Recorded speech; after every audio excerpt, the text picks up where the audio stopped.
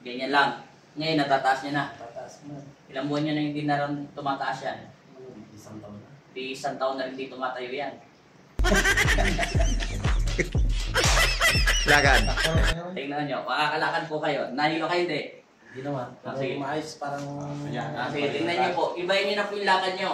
Ay. Anong pinagkaiba niya po, Kapitan? Tingnan nyo po. Ano pong pinagkaiba niya yung kanina sa ngayon? Kanina, parang nagaganyan na ko eh. Ngayon po, Maayos naman na. ayos na. Yan po si Kap.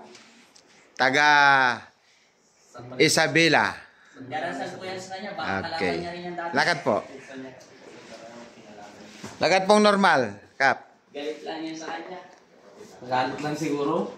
Okay na si Kapitan. Naglalakad na siya ng tuwid. Yun po ang ayusin naman namin. Yung Balik po, Kap.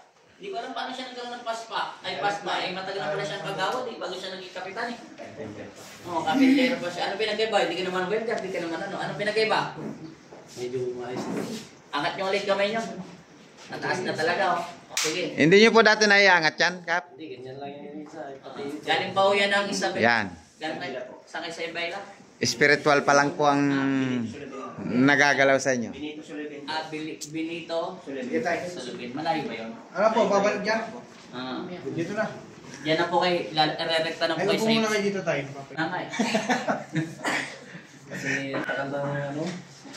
Yung pasma, kaso may pangalawang balik pa yan, matagal pa, 21 days. Huwag mo abutin isang buwan.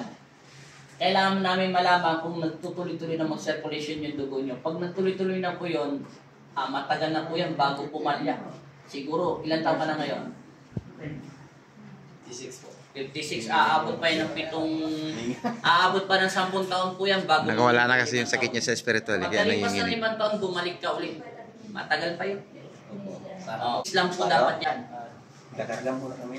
Madali lang po yan ibalik yung pasmal. Tapos uminom na po kayo ng mga vitamins sa mga ugat. Pumunta po kayo sa center nyo. Tanong nyo po sa mga dumog do sa barangay nyo kung ano po yung mga gamot na para sa ugat. At saka uminom kayo ng mga vitamins. Yun lang. Babalik na po yan. Tapos kumain lang kayo ng maraming gulay, mga madudulas, tapos mga prutas, tsaka mga... Yun lang. Bawasan lang po yung mga matatabang pagkain. Pero pwede po kayo kumain. Pero kung ano pinagbawal ng doktor, sundin nyo po siya.